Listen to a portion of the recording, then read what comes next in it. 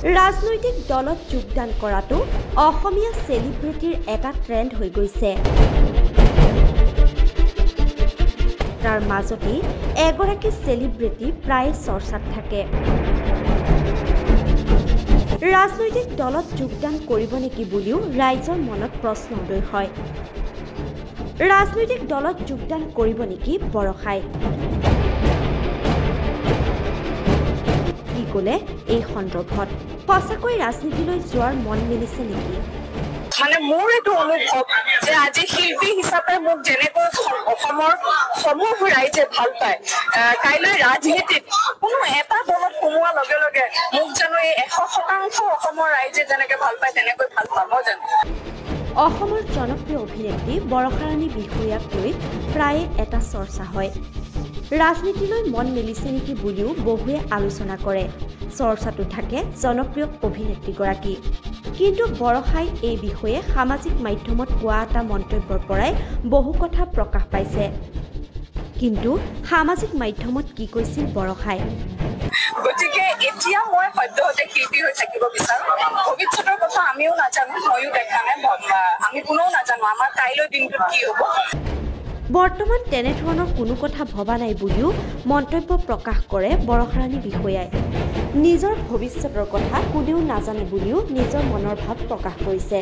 ৰাইজকে সুধো বাৰু কথা এটা, মানে মোৰ এইটো অনুভৱ যে আজি শিল্পী হিচাপে মোক যেনেকৈ অসমৰ সমূহ ৰাইজে ভাল পায়, কাইলৈ ৰাজনীতিত কোনো এটা দলত সোমোৱাৰ লগে লগে মোক জানো এই 100% অসমৰ ৰাইজে যেনেকৈ ভাল পায় তেনেকৈ ভাল পাব জানো, হয় নে নহয়?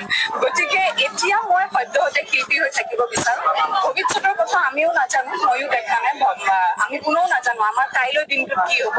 গতিকে এতিয়া মই ছোৱালীৰ শুনিবলৈ বেয়া, আজি তাই আৰু এমাহ মই এতিয়া মুখ চাফা কৰা, তাইক খোৱাত ব্যস্ত, তাৰ বাহিৰে মই এতিয়া একোৱেই ভবা নাই। ধন্যবাদ। তেখেতক মানে কি বুলি কওঁ, স্বাগতম জনাইছো, কিয়নো এয়া আমাৰ এই পূজা ভাগৰ বহুত বছৰ হ'ল। গতিকে বিভিন্ন লোক আহে ইয়ালৈ, বিভিন্ন ঠাইৰ পৰা আহে, আৰু আপোনালোকে স্থানীয় লোকে দেখি আহিছে বা আজি কেইবছৰমানৰ পৰা মিডিয়াৰ জৰিয়তে বা মোৰ ছচিয়েল মিডিয়াৰ জৰিয়তে অসমৰ ৰাইজে দেখি আহিছে আমি কেনেকৈ ইয়াতে দৌল উৎসৱ ৰাইজৰ লগত মিলি কেনেকৈ সুন্দৰকৈ উদযাপন কৰা হয়। আজি সন্মানীয় সাংসদ গৌৰৱ গগৈ ডাঙৰীয়া আহিছে, তেখেতকো আমি ইয়াতে সুন্দৰকৈ স্বাগতম জনাই যিখিনি আমাৰ নিয়ম নীতি সেইবিলাক দেখুওৱা হৈছে তেখেতক ভালকে, তেখেতকো ধন্যবাদ জ্ঞাপন কৰিছো যে এনেকুৱা পুৰণি পূজা এভাগলৈ তেখেত আহিছে। আৰু বাকী মই এই চেগতে সমূহ অসমবাসীলৈ কলমকৈ হলেও ফাকুৱাৰ আন্তৰিক শুভেচ্ছা জ্ঞাপন কৰিছো, আৰু আগতীয়াকৈ ৰঙালী বিহুৰ আন্তৰিক শুভেচ্ছা আৰু মৰম যাচিছো।